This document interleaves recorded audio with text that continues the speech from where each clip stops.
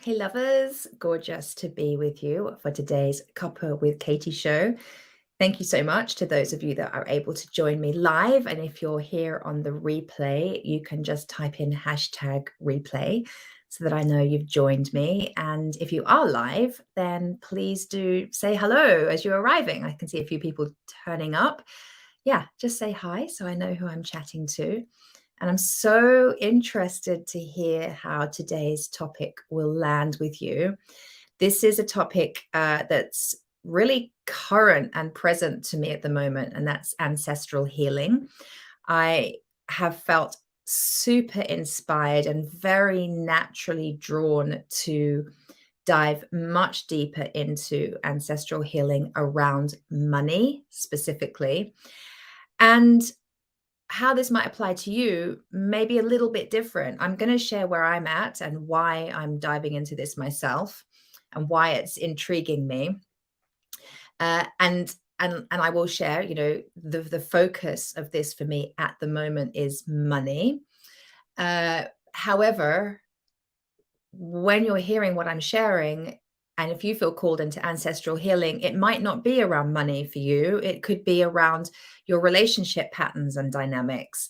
It could be a health and well-being piece. It could be any number of things.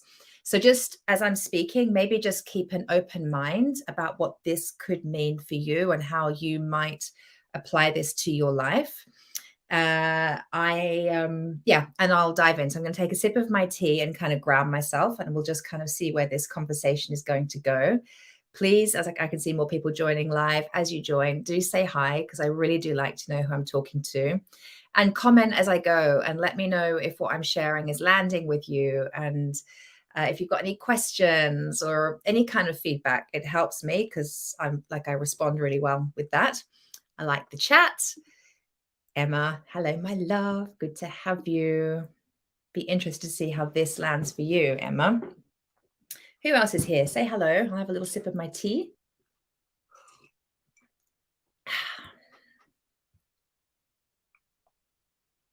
Because I always make these most delicious cups of tea and then I let them sit and go cold. So I'm just going to enjoy it for a moment. Maybe you could get yourself a cup of tea, snuggle in. Alrighty, let's do this. So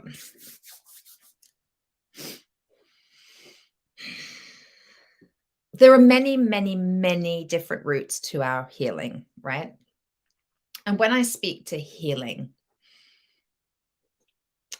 it's not to say that you are or I am damaged in any way and need healing and need fixing. It's not about that. It's about having a sense of yourself where you know that something like energetically is just, it's kind of rubbing a little bit. It's not smooth, it's not clean and clear. There's a rub on it. And you just kind of know, you know what? That aspect of me or what I believe about that or how things are showing up for me, there's a sabotage there. It's just not clean. It's clunky. There's a block. A lot of people speak to that word, right? Block. A lot of my clients say, I feel blocked around calling in my man. I feel blocked around hitting an income ceiling. I feel blocked around being able to lose weight, whatever the thing is. So if you feel that kind of block, that edginess, that rub, there's an invitation there for you. If you're feeling that, you have a choice whether you want to do something about it or not. It's not a comment on whether you're enough. It's not a comment that suggests that you're damaged or, need fixing in any way. I really believe that to love ourselves is to live with conscious awareness of those pieces in our life that we just know we got a bit of a rub on that. And we can ignore it and hope it goes away. It's usually never going to go away. And usually the longer we ignore the rub, the bigger the bite on the ass is going to be down the track, right? The more pain we're going to feel down the track. We can try and ignore it and hope it will go away through our very sophisticated coping mechanisms and habits of behavior that we have, like eating, drinking, overworking, over-exercising, online shopping, pouring all of our energy into other people, to our own detriment, all the things that we do to distract ourselves. But the rub is always going to be there. So when you feel that rub, you're being invited into healing. And healing takes so many forms, doesn't it? Right? I mean, there's a coach and a therapist and a teacher out there for any number of things. I genuinely believe there is literally no one right path. I think healing is usually multi-pronged. I believe healing is a holistic piece: mind, body, soul, spirit. Mind, body, soul, emotions is what I mean. I think we have to come at it from all of those angles. I think you'll probably find different people will help you with different aspects and angles of the bit that you're healing. I know for me, when I was calling in my guy, my now husband, oh my goodness, it was so multi-pronged and so multi-leveled, and it happened over quite a period of time. And now I'm in the relationship. It continues. The healing continues. Whenever I feel a rub in the relationship, right there's something for me to address or a conversation to have. It's an ongoing piece. And when I was calling in my husband now, a lot of you know, and please say hi if you're here live. And there's a few of you here. I've shared with many of you, and if you're new, this will be new, that goodness me, what didn't I do to call in my man? I had different coaches at different points of time over 8 years of single parenting. There was aromatherapy, there was oh my goodness, I'm trying to think now, craniosteo work. I had acupuncture. So I'm speaking to body work, right? Oh, Jody, hello, my love. Sending you so much love. So yeah, body work, hands-on work, Reiki, all sorts of healing modalities. I had no, that came later. NLP, cognitive behavioral therapy, transformational coaching. I read all the books: manifesting, law of attraction, energetic work, stepping into my empowered feminine energy, befriending my masculine energy, healing my victim archetype. I mean, I could go on and on and on. For me to call in my man, it has been a real journey, a real commitment. And every step of the way was an invitation to love myself more. Now, part of that journey was ancestral healing. I know I'm going to get to that. Ancestral healing. That's what we're here to discuss today. And I didn't go, and I didn't need to go. I didn't feel called to go. And this is the other piece with healing. It's what do you individually feel really called to? What do you feel drawn to? Whatever that calling is, when your soul speaks, that's for you. When the teacher appears and your soul speaks, I think that person can help me. It might not even make sense. I kind of have this gut feeling. That's for you. That's your path. And you follow it step by step by step. So I was never called to deep ancestral healing work around why my relationships were so dysfunctional. Why was I single parenting for so long? Why was I finding it so hard to call in my person? Why did I feel so blocked around that? It wasn't deep ancestral healing, but it doesn't mean to say there wasn't some generational conditioning and behavioral conditioning and parental conditioning that I learned from my parents and my grandparents that were affecting the way I showed up in relationship, what I expected from relationship, what I normalized as normal that perhaps wasn't that healthy in relationship. So while it wasn't deep ancestral healing, I absolutely, as part of my journey to being a vibrational match to my husband, I did have to look at what I'd learned from my mum and dad and perhaps what they'd learned from their parents. It didn't go any further back than that. It went to my parents, took a little bit of a look at my grandparents, but that didn't really feature. It was mostly the dynamics between my mum and dad. What was dysfunctional about that, essentially, what I learned from them about what it means to be a woman, what it means to be a woman in a relationship, what I believe about men, what I expect from men, and so on and so forth. Experiences I had that linked to patterns of abandonment and so on, that all had to be looked at. So I was doing work in terms of healing generational programming and conditioning. It just didn't go really much further back than my parents. And that was all it needed. That's kind of just where it was. I'm not saying that there might have been a little more deeper stuff behind the scenes, because of course my parents were the people they were the partners they were the the people, the partners, the parents that they were, based on how they were parented, based on what society modeled to them when they were kids, and so on. So it's always going to be generational, and there's zero blame. I just never felt called to, or felt any need to go back any deeper. And then we come on to the subject of money. So before I even began doing any kind of healing work and moving myself into the space of being a fantastic vibrational match for the kind of relationship I wanted, I was doing money work before I started on that. And actually, a lot of the money work I did, a lot of the healing around my conditioning around money and wealth and abundance and so on, a lot of the healing I did around that actually really, really helped me when I stepped into calling in my man and doing that healing.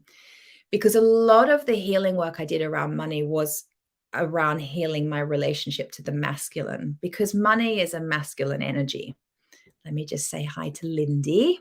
Hi, sweetheart. Good to have you. And Matthias, I don't know you, but welcome.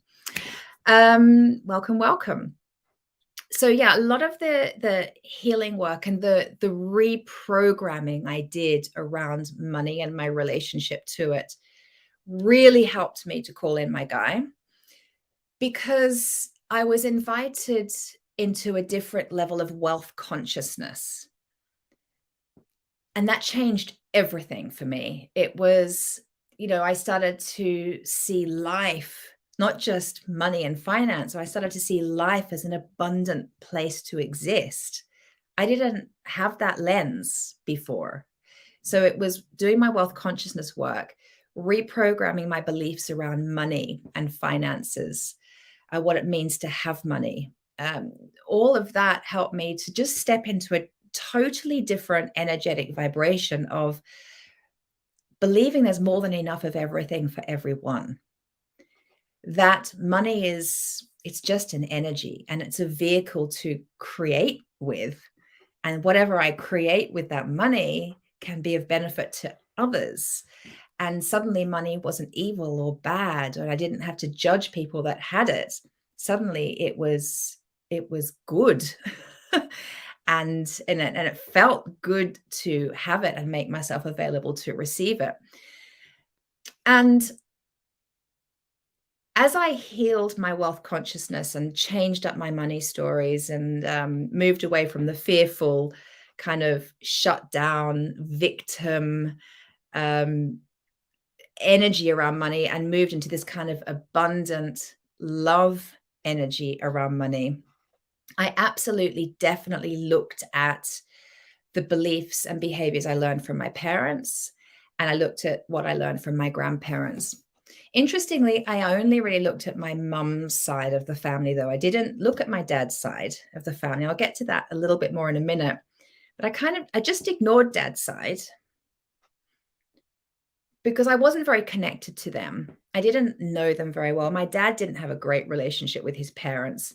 So I kind of just didn't look at it. And interestingly, it's coming up now to be looked at. I'll tell you more in a second. So I kind of looked at my parents and their beliefs around money. Money doesn't grow on trees. You have to work really, really hard for money. People with money are selfish, all those sorts of belief systems. That I did a lot of work reprogramming and rewiring my mind around that.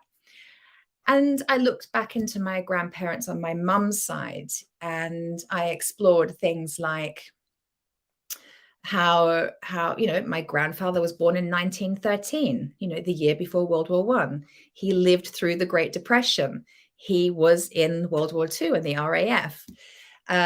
My grandparents, they met as do you know the show Upstairs Downstairs?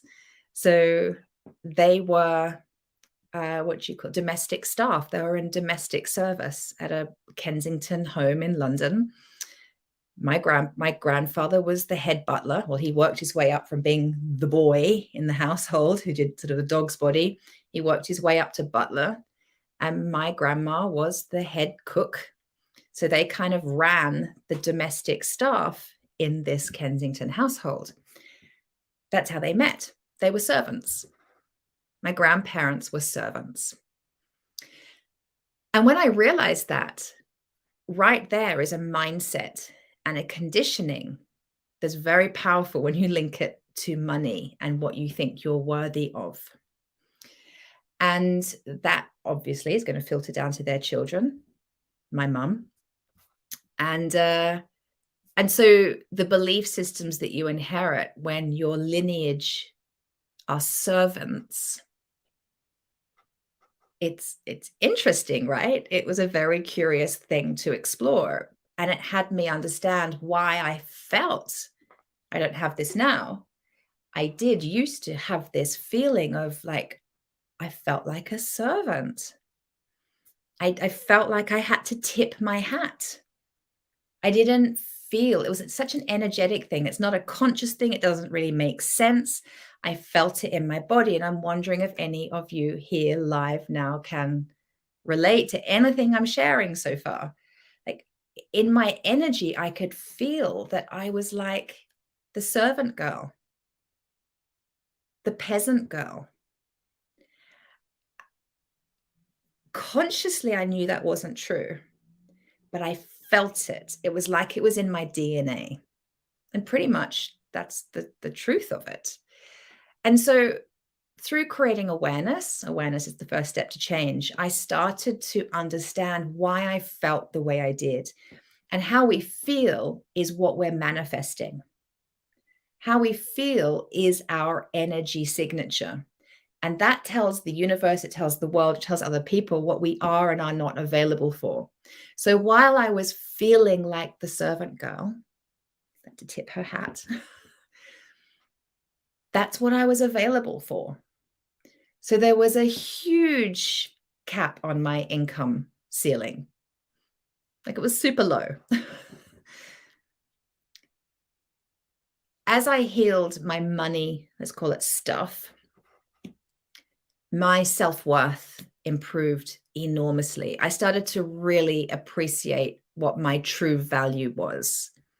I started to really identify that. And like I was saying earlier, all of this work filtered very naturally and beautifully into the work I then did to heal any patterns of behavior and belief systems and so on around men and relationship.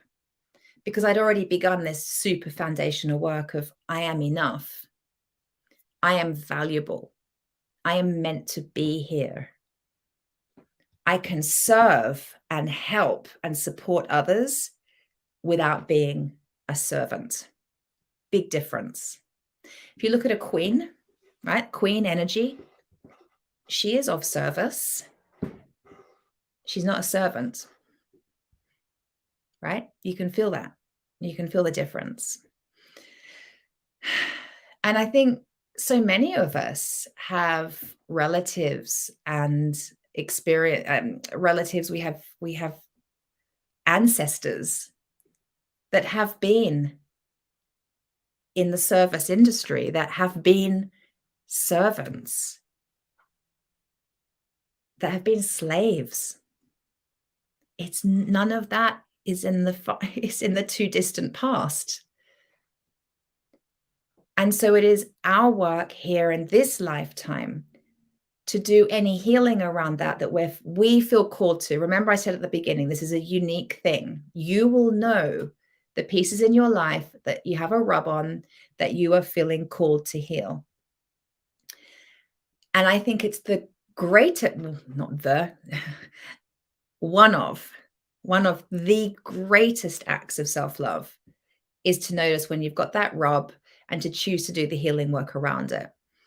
Because whatever that stuff is that's not serving you now, that is linked to generational, ancestral conditioning, when you do the healing for you in this lifetime, not only do you get to heal yourself, which is pretty cool, and you therefore get to be the woman you came here to be, which is pretty cool, and you get to change your experience of life going forward, pretty cool. You are also healing all the generations past. Now, don't quote me on this. It depends who you talk to. I know shamanic thinking, I don't know. I have a sense, and feel free to correct me if you know better. On a shamanic level, I feel like we're healing back around 7 generations, and we're healing forward around 7 generations. Don't quote me on how many generations. But what I do know for sure is that when we do our work for ourselves, we are also doing the work and the healing for many generations before us. And we're doing the healing for the generations to come. Like, I'm already so proud of the healing I've done around my wealth consciousness and money, because I can already see how it's impacting my son. He has such a great work ethic and he loves saving his money. He has a job. He's 15. He's been working, well, in July, it will be a year. He's already saved a couple grand in his bank account. Like, he's on it with money. He loves money. He loves making it. He loves using it in a way that feels really good for him. He knows what he's saving for right now. He just expects it to come. He's got a different relationship with money to I ever had. And I think that will evolve even more as time goes on. So I know I'm doing healing for him, and he will then have his own work to do for future generations as well. But it goes across the lineage, forward and backwards. And I think that's very cool. So we're loving ourselves by doing healing work, but we're also loving our ancestors. And I think that's so beautiful. So hold on a minute. I'm going to take a sip of tea and then feel into the next piece I want to share. We're loving this. Awesome. Good. Okay, let's go into a little bit more specific around what I'm doing at the moment. I'm looking down here because I've got a couple of photographs to share with you. I'm going to talk to you a little bit more specifically about what I'm doing, why I feel called to doing more ancestral healing around money, and kind of where I'm at with that and how I'm approaching it. And if anything I've shared so far is resonating with you, or you want to share your own stories, I would love to hear. So please do. Okay, so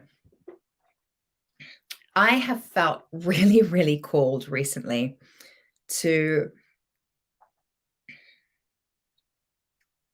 explore what my ancestors believed around money and to go back further than what I've already done. I said I've only really gone back as far as my mum's parents. And they're the grandparents that I knew. I grew up with them. I was very, very close to them. That was very accessible. I kind of knew their stories and so on. But lately I've been feeling called to go a lot further back. And interestingly, when I was in Australia, you might know that I just had a couple of weeks in Australia with some family out there. When I was there, my sister and I, we did a lot of talking, and as we do, and we started talking about money and abundance and so on. And it just, I can't describe it. I think it's easiest just to say that something was bubbling up. It was just like there was something there around money, and I felt a limitation. I felt a rub. Now, don't get me wrong, my wealth consciousness has transformed in the last decade. My income has transformed in the last decade. I no longer am in survival mode. I don't live hand to mouth like I did before I started my wealth consciousness work.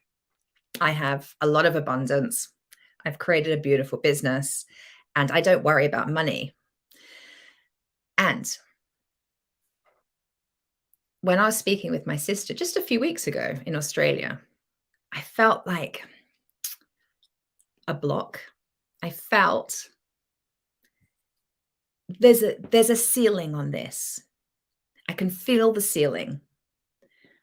I don't exactly know what it is, but there's a ceiling, and I don't like it.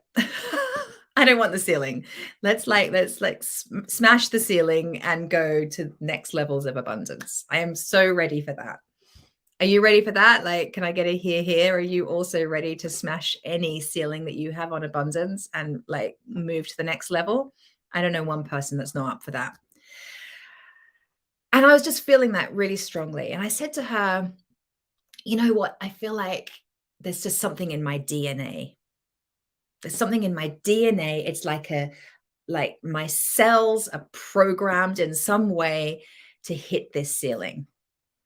And those words just kind of came out of my mouth. And I'm like, oh, that's really interesting. There's something in my DNA. Like, that's the sense I got. Well, if you're feeling that it's in your DNA, you're going to have to look back at your ancestors and what was going on. Lindy, she's all over it. Yeah, let's smash the ceiling. Come on, Lindy can't be the only one. Anyone else? Come on, like, let's give some energy to this. Like, if you want to lift your income ceiling, if you want to be like receiving a lot more money, can you please comment? Like, let's take some action on that. Energy is everything. I want to see tons of that. Yay, Lisa Marie. Yes, exactly. Let's do this, right? You deserve it. We all do. Let's raise the roof. Exactly. Definitely. Thank you, people. Okay, you're alive. Another one. Absolutely. Yes. Good. The universe is listening. Okay. I definitely have servitude in my DNA. That's a really good word for it. Yes. Yeah. Let's draw lines underneath that. But we're going to draw lines underneath that with so much love and so much honoring and so much compassion. And as I say that, I can feel the tears come, because this is the truth of ancestral healing. Bear with me. I'm going to get to that in a little bit. So I was saying to my sister, it's in my DNA. And then I traveled across the country to spend a week with one of my bestie girlfriends. And she's usually on these, by the way. She usually like secretly watches and doesn't tell me. Might be the wrong time of day for her. She's in Bali now, so she might be asleep. So we talked more about money as well. And I was sharing this thing with her about DNA. And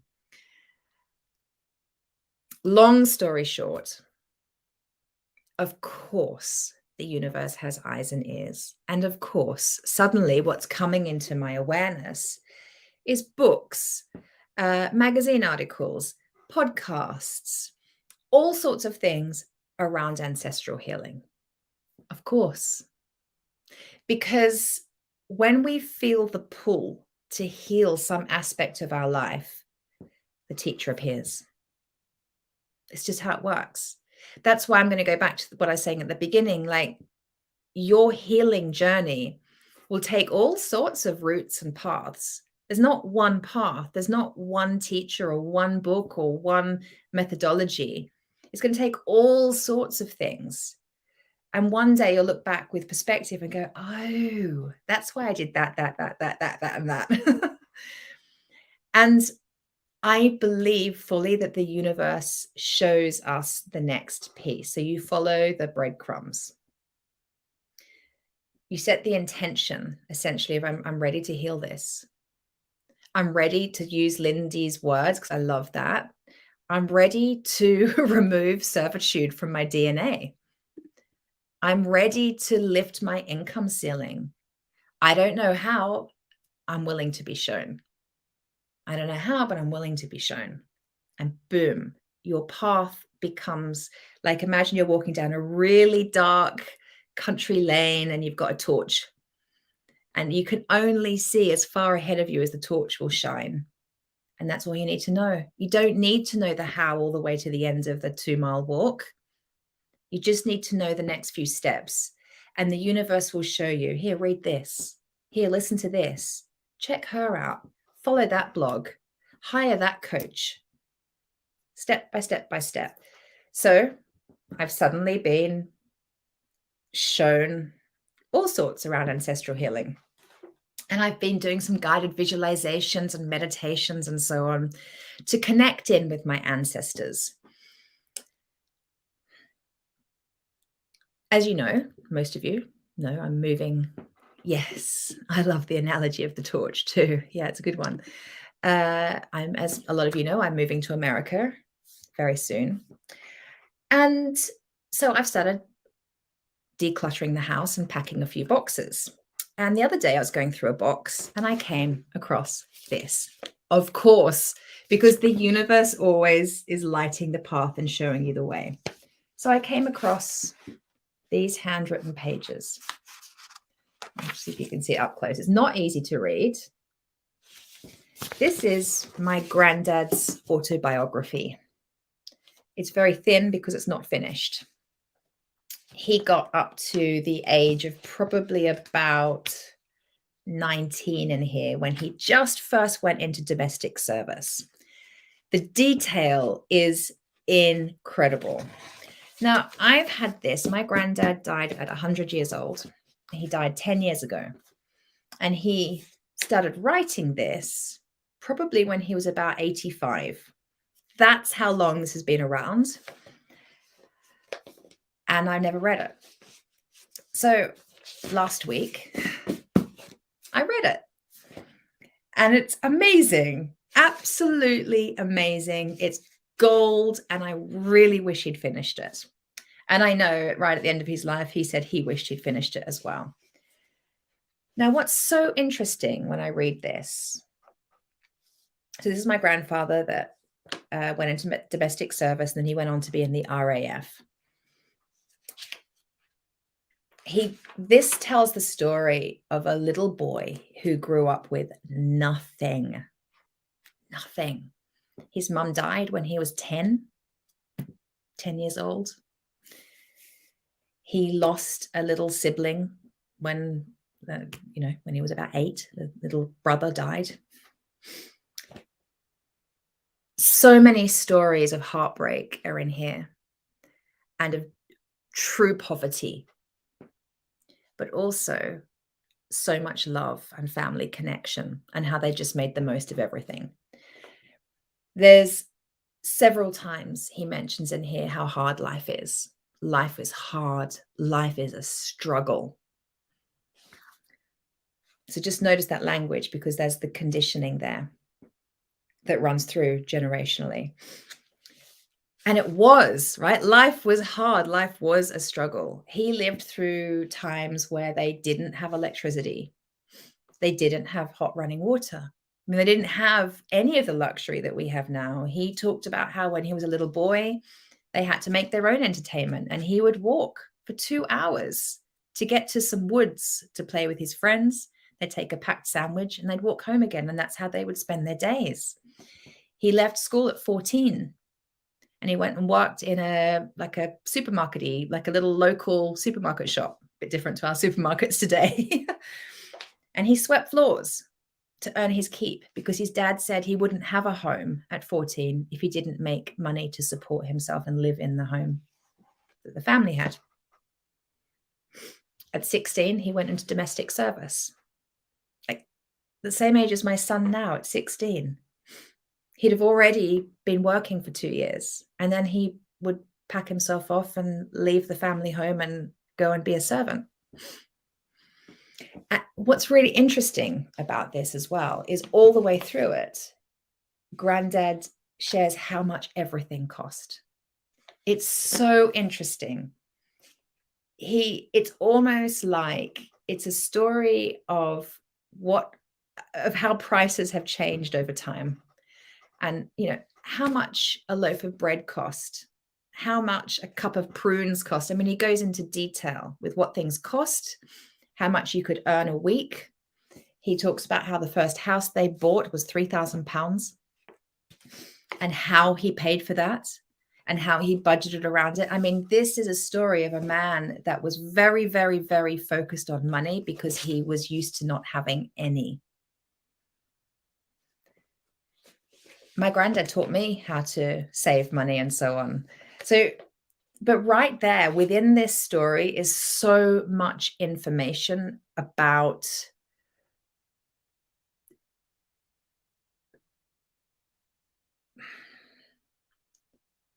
lack of money, how you have to scrimp and save, how there is never really enough, how it is always hard. That's in my DNA. Now, that's not such new information. I'd already done quite a bit of wealth consciousness work, I told you earlier. I kind of knew my grandparents' story, but this took it to a whole other level. And as I received it, I genuinely, I could feel my DNA rewiring, if that's a thing, as I read this. Because the universe is always guiding us. I continued to unpack more boxes after reading this. And I came across something I did. Where is it? Here we go. When I was in primary school, so I'd have been about 10, 11.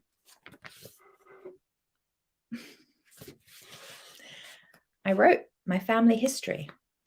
And as part of the research for my family history, I reached out to my grandparents in England and my grandparents in Australia. And I asked them lots of questions. And I asked for photographs. I'd forgotten this. I'd forgotten I'd done this. I have done the background. I've done a lot of the background research for what I need now. And inside all of this research was a questionnaire about the Great Depression. And I interviewed my paternal grandfather and my maternal grandfather about their experience of the Great Depression because they lived through it. And I've got all their answers. So just in the last couple of weeks, I've been really connecting with what they lived through and really how hard it was. That's in my DNA. And I just have received that at a far deeper level. And then I started looking at all the pictures they sent me. And I've got tons here. I'm just going to show you a couple because they're pretty special. So these are my great, great, great, great grandparents. Great, great, great, great grandparents. They're tiny, but I'm going to see if I can show you. Oh, can you do that? There we go. There they are. Isn't that amazing? I think that's absolutely amazing. And these two pictures, I'll limit it at these, but it just gives you a bit of a feel. These are my, I think, great grandparents. I mean, check out her hat. That's pretty cool.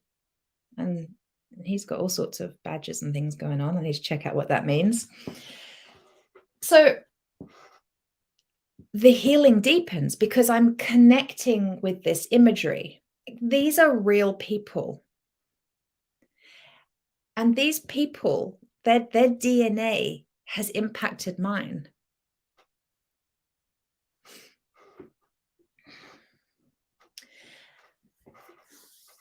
And then I was feeling into my father's side of the family, his parents. I said earlier that I was never particularly close to them. They lived in the UK. We were in Australia. My mum's parents were in Australia with us. They immigrated out.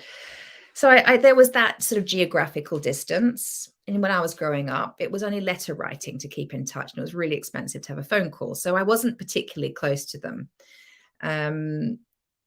My Nana, my dad's mother, she visited Australia a few times. And forgive what I'm about to share. We used to call her the witch. She was really mean. And my dad's upbringing was really tough with her, really tough. And I tried to love her. I remember all I wanted was to love her. I had this thing in me that I just wanted to love my grandparents and I wanted them to love me. And I was so family oriented and I just wanted to feel close. And I tried so hard again and again and again. And she just wasn't very nice. She didn't know how to, I can see now, she didn't know how to receive love. She didn't know how to give love. She was deeply affected by her own conditioning and generational programming and so on. And it was no problem, honey, no problem. I'll be wrapping up soon, I promise. But I had my relationship to my Nana was, it wasn't deep. It wasn't full of love. And when I would think of her, and just in the last couple of weeks, I've been thinking about her a lot, and it brings up really gross feelings, really dark feelings, very black, very cut off. Now, the irony is she had a lot of money. She was wealthy. And the story goes, she came from a lot of wealth. And so she represented to me, and I've only just started to realize this just in the last couple of weeks, she represented that anybody that had money was mean. Her love was very conditional. She was always taking her children in and putting them in and out of her will. They're in the will. No, you've done something wrong. You're out of the will. You're in the will. You're out of the will. Like that was her thing. Her love was conditional. And if I felt like I loved you, then I might give you some of my money one day. And that's what I grew up witnessing. And I grew up noticing that despite her having a lot of money, she was very tight with that money. She was very judgmental with it. She was very mean with it. She just was all wrong. It was all bad. And I noticed at nearly, I'm 49 years old, I'm still holding on to a lot of that really kind of gross energy around her. I'm very judgmental of her. And I was thinking of her badly. And I realized that, if I'm going to heal my own, like go to the next level with my own money healing, I have to forgive her, and I have to see her for the truth of who she was. Because the truth of her, as is the truth of you, as is the truth of me, is she's a spiritual being having a human experience. She is not her beliefs around money. She is not her conditioning. She's not her behavioral patterns. That's not who she is. That's just her humanness. That's just her stuff. That's all sorts of shit that she's inherited probably from her parents and from society. It's not who she is. The core of who she is a beautiful spiritual being.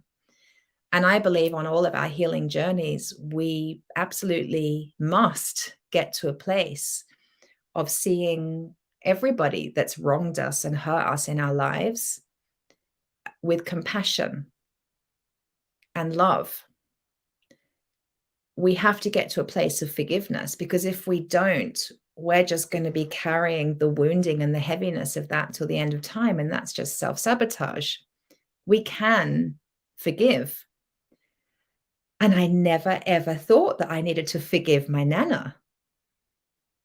I mean, she treated me terrible. I've got all sorts of stories and examples I could share of how terribly she treated me and my sister and my parents, and how mean she was at times, and awful things that she said and did. Awful, truly despicable would be the word for it. Despicable, unforgivable, some of the stuff she did and said and the way she behaved.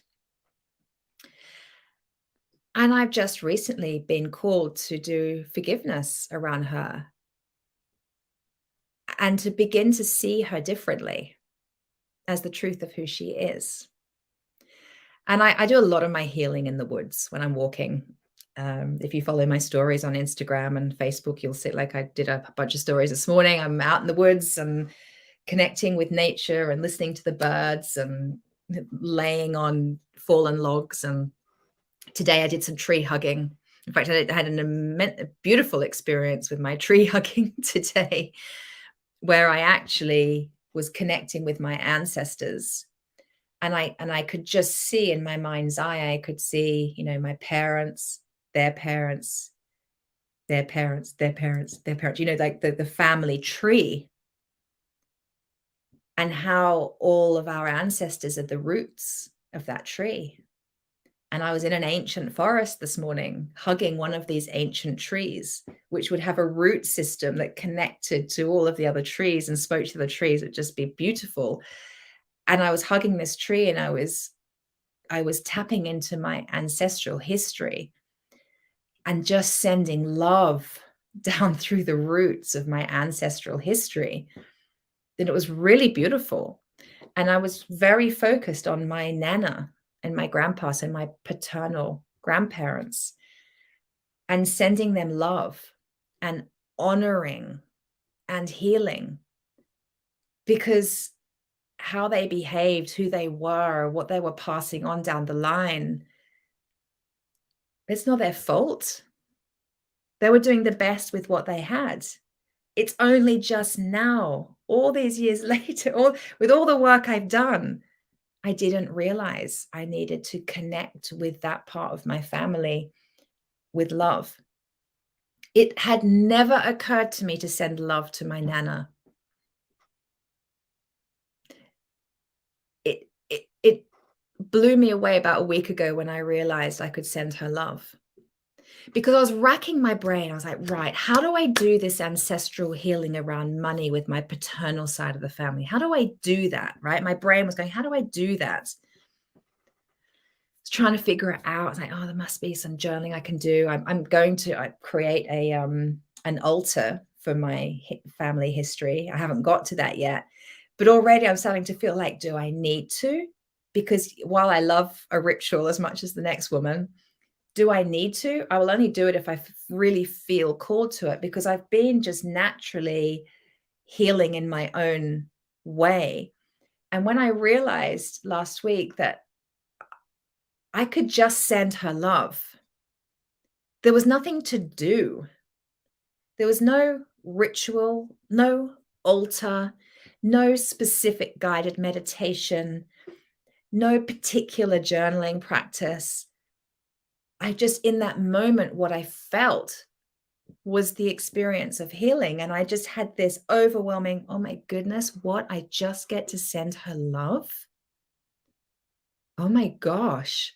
I can just honor her human experience and send her love that she never got. She was never available to be loved. Her conditioning, all that was wrapped up for her was it was so much defensiveness, so much scarcity, despite having so much money. Like she was in, she didn't live abundantly. She might have had a lot of money, but she was super closed with that. She didn't know how to love her children the way they deserve to be loved. She didn't know how to receive love. She didn't know the experience of health and well-being. She was really shut down and mean as a result. It's not her fault. I could just send her love. And I felt it as I did this in the woods about a week ago. And I'm continuing it. And I did a bit more tree hugging and felt it again even more deeply this morning. Healing is so experiential. You'll just know when it's occurring for you. And when we do deeply heal, that healing happens on a soul level. Our heart and soul know exactly what to do when it comes to healing. So yes, there are tools and processes that assist healing. Definitely. There's guided visualizations and so on that assist healing. Your coach, your therapist will help to assist you with your healing and guide you. The ultimate experience of healing is going to be so unique to you, and you'll just know it when you're experiencing it. You'll just know it when you feel complete with it. And all the things along the way help you to get to that point. So I'm really enjoying this journey of ancestral healing. I'm intrigued to see what else is revealed to me and what else I'm shown. I like, if I create the altar, because that was my original idea, I'm going to create an altar of all of my ancestors, and I'm going to, offer love and honoring to my ancestors as a regular practice so that I can heal the lineage so that I can and I wanted to be very specific around money and anything that had any of my ancestors feel less than or not deserving or not abundant or in servitude, any of that stuff. Like, I wanted to create the altar to offer them love and honoring so that they could heal whatever needed to be healed. And I could do that for them. I don't have to do it through my body. It's not a physical thing, but I want to do it just on a soul level. I can do that for them through my intention, through my prayer, and just simply through love. I can do that for them. And interestingly, right now, I'm not called to create the altar. I may well. At the moment, just being surrounded by their pictures and reading my granddad's autobiography and the guidance that I'm receiving and the tree hugging that I'm doing seems to be doing the trick. And we'll see, right? Like, I'm on the journey. I'm open to being shown the next step. And it'll be interesting to see what evolves from it. But it's clear to me that there is in the DNA of all of the majority of my ancestors something dysfunctional around money, something that is not pure and clean. And I feel like it's my work to clean up the energy around money, because money's just an energy. It's just an energy. And I'd like to clean it up even more. So that's what I'm doing. And whatever you're feeling called to heal, whatever it is, whatever aspect of your life, don't ignore the calling. And all it is a cleaning up of energy. And you might not know how, but you set the intention. I'm willing to be shown the way. I don't know how, but I'm willing to be shown the way. The universe will step in and it will show you your way. And maybe it will link into your ancestors. Most of what goes on in here does in some way. So with that, hold on. So interesting, lots to do on this. Thank you for showing us what could be available. My pleasure, darling. My pleasure. Yeah, this is so available to all of us. Thank you, Lindy. Yeah, I'm looking forward to sharing more with Finn around this. I want to get my granddad's autobiography typed up, because he's got beautiful writing, but it's not easy to read. And I think once that's typed up, I can share it with him. But this is just incredible. I mean, just incredible. And of course, I just came across it a couple of weeks ago. The universe shows us what we need. And bless me, as a little girl, I'd already started to do the homework. All right, darlings, I'm sending you all so much love. I can't wait to read in the comments anything that this has brought up for any of you, and what it might have highlighted for you. And of course, if you've got any questions, just ask me. I'm happy to help any way I can. And if you're not already a member of my Love Lounge membership, the link is above in the description, I believe. Please consider coming and joining us. That's a place for healing and growth and sisterhood. And I love that group so much. Yeah. Anywho, I will be with you all again next week. Until then, I'm sending you all my love. Mwah. And let's just send tons of love down our ancestral lineage. And just let there be healing for all of those generations, because they so deserve it. And you have the power to do that. It's pretty cool. Have a great rest of your day.